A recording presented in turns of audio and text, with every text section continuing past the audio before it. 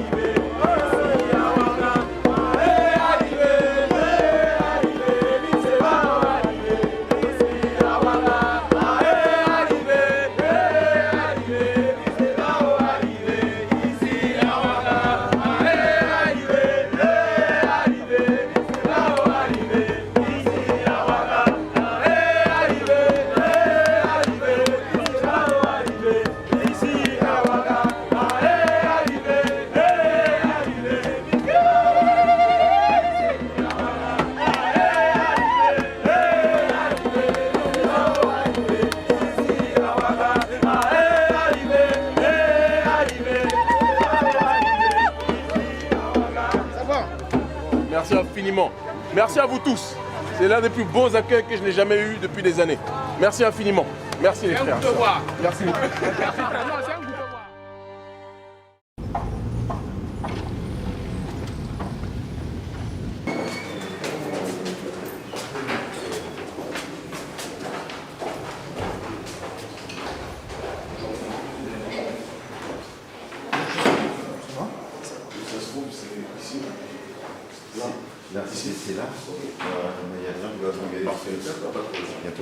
La véritable grandeur d'un homme ne se mesure pas des moments où il est à son aise, mais lorsqu'il traverse une période de controverses et de défis, disait Martin Luther King. Alors, comme annoncé, ce matin, nous recevons l'intellectuel panafricaniste Kémi Séba, vous le savez, présent au Burkina Faso, dans le cadre de sa tournée historique africaine à l'effet de conscientisation des masses africaines. C'est l'une des grandes questions de l'heure, le franc CFA. Au moins, on est clair ce que vous définissez comme un panafricaniste. Justement, il y a des panafricanistes de toutes tendances. Quel est le point d'ancrage de votre panafricanisme? C'est pour ça que je fais partie de ceux qui disent que viendra un moment où le panafricanisme ne sera plus un concept suffisant pour définir une action politique. Vous avez tout dit. Il y a des gens qui sont même des pions de la France-Afrique qui disent qu'ils sont panafricains. Hein. Il y a des gens qui vous disent que pour eux, le panafricanisme, c'est simplement l'unité du continent africain, du nord au sud, de l'est à l'ouest. Je pense que ce n'est pas une dynamique suffisante. Il faut qu'il y ait un projet commun qui soit présent plus que jamais. Il faut qu'il y ait une dimension de résistance à l'impérialisme qui soit plus que jamais mise à jour. Aujourd'hui, nous faisons partie de ceux qui pensons qu'il est nécessaire d'analyser le colonialisme dans ses profondeurs et dans sa manière de fonctionner vis-à-vis du continent africain. Le colonialisme d'aujourd'hui a changé par rapport au colonialisme des années Sankara. Il faut qu'on soit très clair. Lumumba parlait du colonialisme, Sankara parlait du néocolonialisme. Nous parlons du globalisme, qui est aujourd'hui pour nous l'ultime forme du colonialisme et qui a une façon d'agir bien plus perfide, bien plus violente, parce qu'elle le fait avec un visage humain. On parle de l'impérialisme de la vertu, quelque part. Et ils le font par le système notamment de l'impérialisme humanitaire, où ils viennent, sous le format des ONG occidentales, dire qu'ils viennent vous aider. Et face à ce monde-là, dans la dimension qui est la nôtre, nous disons très simplement, on n'est plus dans une question simplement de couleur, on n'est plus simplement dans une question d'orientation politique, libéraux, socialistes ou autres. Nous pensons que nous devons être dans une dynamique de reprendre le sens étymologique même de la notion de pouvoir. On parle d'afrocratie.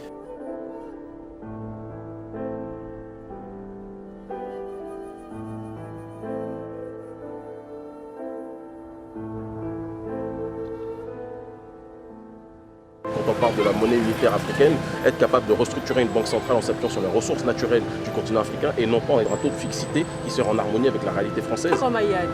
Mais comment y arriver? Il faut qu'il y ait des refontes institutionnelles qui soient structurées, qui soient organisées, comme tout le monde le fait. Vous savez, j'ai des questionnements parfois quand j'entends, votre question légitime, il n'y a pas de problème, mais que j'entends encore au XXIe siècle des Africains qui ne voient pas que partout dans le monde, tout le monde a fait la même chose.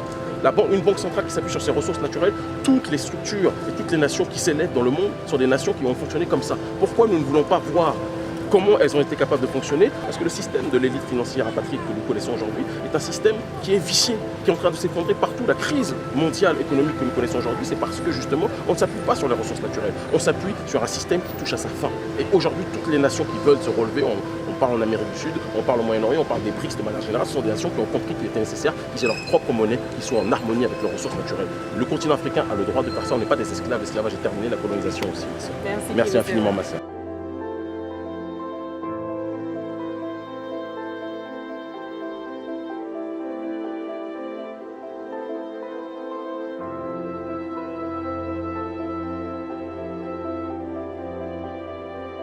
En ce sens, on a discuté avec les différents responsables de toutes les sociétés civiles des pays de la zone franc, du front anti-CFA. On est arrivé à la conclusion qu'il serait important, chose qu'on a faite au Tchad aussi, auprès des autorités tchadiennes, de solliciter auprès des autorités burkinabées la création d'une commission parlementaire spécifique à la question du franc CFA et de la souveraineté monétaire. Vous êtes tellement observé par la jeunesse africaine aujourd'hui dans sa globalité, à un degré, je pense, et je le répète, que vous n'imaginez pas. Si vous créez cette commission, vous aurez le soutien de toute la jeunesse africaine qui comprendra qu'il est nécessaire, encore une fois, d'avoir espérance, d'avoir l'espoir vis-à-vis de certaines élites africaines qui comprennent la nécessité de sortir du joug de l'impérialisme monétaire.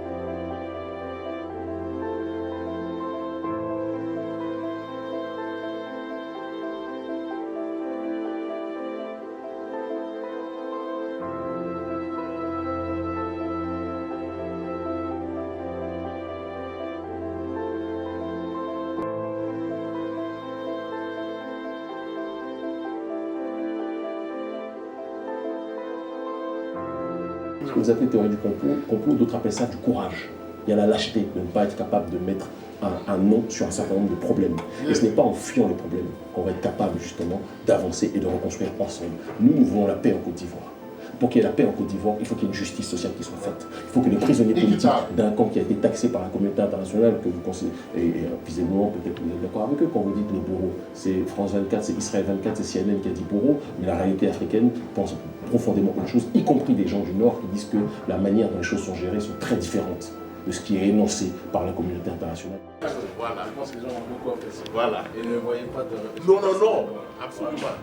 Absolument. C'est le sport. Oui, je sais, hein? Je sais que c'est comme ça que ça fonctionne. Ah non, ça, il fallait que je relève ça aussi.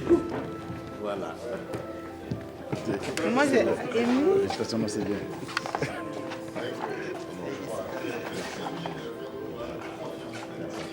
Le gars était bon dans son truc, il était bon dans son truc. C'était Ouais. l'entraîneur, il avait plus d'adversité. Ouais.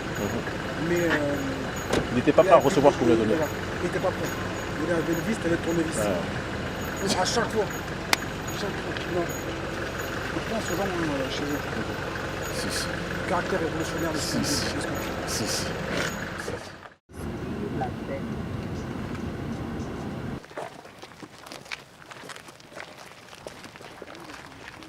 Comment tu peux honorer un héros en le mettant ici?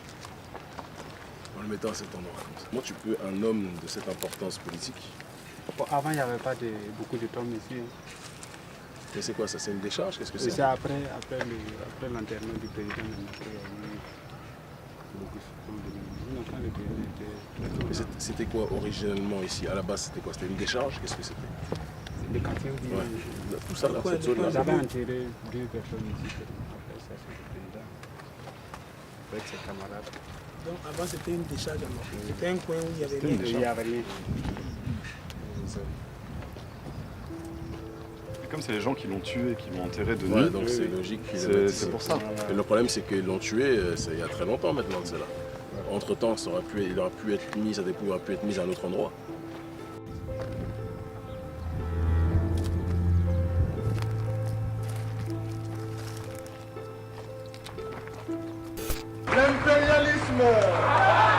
L'impérialisme, le néocolonialisme, le racisme, le fantogisme, gloire, dignité, pouvoir, la patrie ou la mort, la patrie ou la mort. Merci camarades.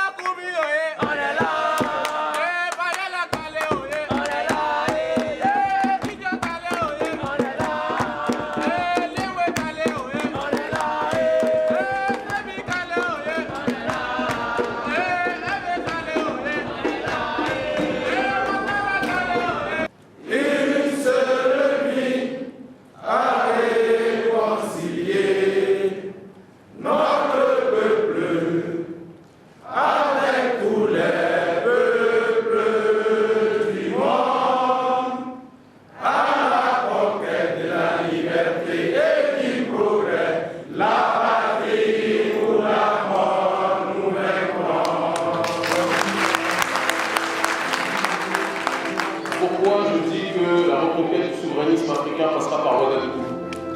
Parce que pour tous les jeunes Africains du continent, pour tous les afrodescendants, par conséquent par définition de la diaspora, Ouagadougou, le Burkina Faso, symbolise la résistance africaine au néocolonialisme.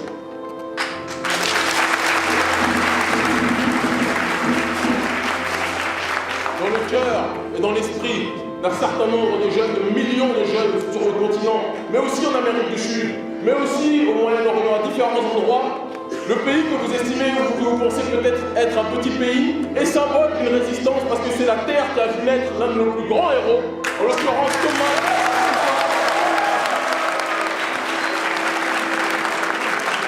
Si nous sommes venus ici aujourd'hui, si nous avons décidé après le Tchad de venir au Burkina Faso, c'est parce que Thomas Sankara a guidé notre combat, a guidé notre espérance, a guidé notre motivation. À une époque où nous étions, et encore nous le sommes plus que jamais aujourd'hui, mais dès que nous avons commencé à être combattus de manière viscérale par l'oligarchie occidentale, par l'impérialisme français, nous avons pensé à celui qui a décidé de se lever, là où beaucoup d'autres avaient décidé de se coucher, pour donner la dignité, la fierté, la humanité. Durant la période de l'esclavage, il y avait, et il y aura toujours, il y a eu, il y a et il y aura toujours deux types d'esclaves. Je suis convaincu que toi et moi on sera d'accord sur ce terrain-là comme sur bon nombre d'autres. Ceux qui vivaient sous la plantation disaient que la plantation, on peut se plaindre des coups de fouet du maître, mais on a à manger le matin, le midi et le soir. On peut se plaindre des coups de fouet du maître, mais on a un lit pour dormir. Quand il pleut, nous sommes à l'abri. Quand il neige, nous sommes à l'abri. Le maître peut être méchant, le maître peut violer femmes et enfants, mais nous avons à manger et nous n'avons pas à nous inquiéter de notre lendemain parce que nous saurons où nous dormirons. C'est ce qu'ils appelaient la stabilité. Et il y avait les nègres marrons, des sankaristes avant l'heure, ou des burkinabés avant l'heure, qui disaient que peut-être l'avenir est instable si nous décidons de quitter la plantation, mais mieux vaut la liberté dans l'incertitude que la stabilité dans l'oppression.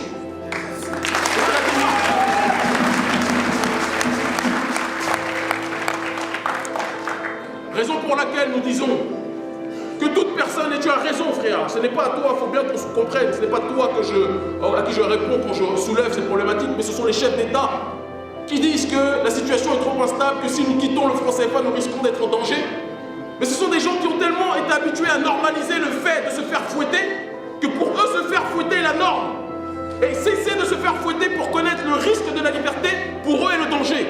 Nous leur disons, ce qui est l'adage de notre ONG Urgence panafricaniste, ce que les élites africaines ne font pas pour le peuple le fera lui-même.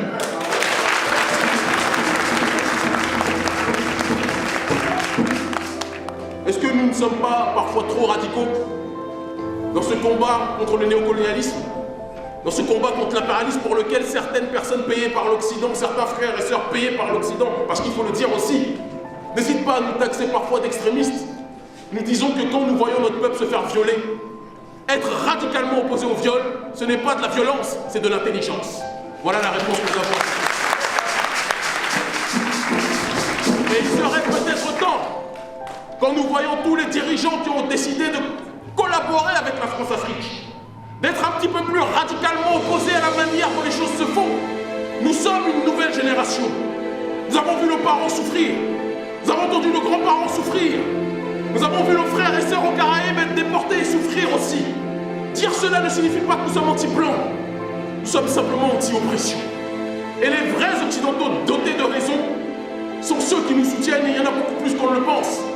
La plupart des occidentaux qui nous combattent sont ceux qui ont quelque chose à se reprocher parce qu'ils savent très bien que si nous voulons un monde égalitaire, ceux qui vivent de privilèges finiront par les perdre. Mais ces gens-là, ça ne nous dérange pas qu'ils nous diabolisent parce que nous ne sommes décidément pas dans le même camp, clairement et simplement. Voilà ma réponse.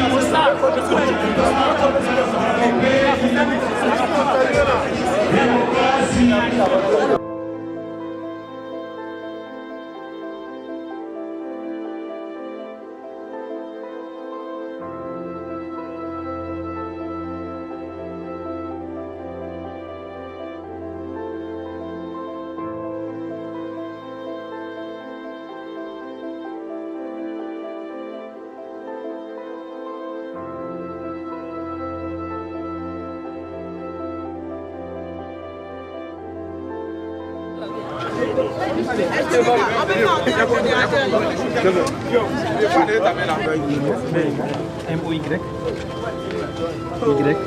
Y-E-N-G-A. Guy, c'est pour moi. Voilà, Guy en bas.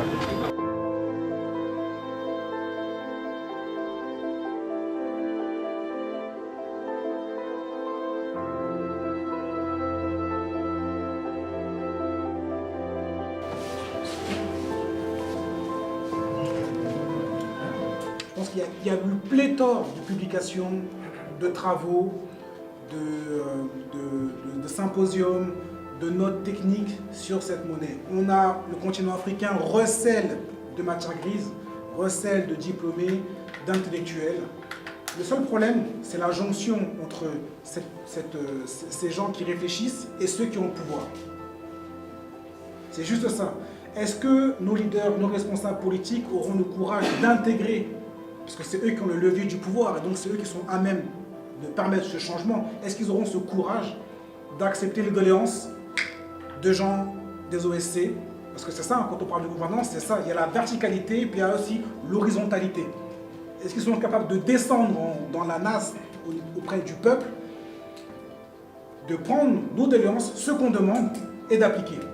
L'enjeu, il est là. Et je pense qu'ils ne feront cela que dans la contrainte. Les plus éveillés, les plus bienveillants, nous recevrons, comme on a été fait par certains responsables politiques ici. Nous sommes indépendants, mais on est toujours colonisés par le colon, par l'impérialisme.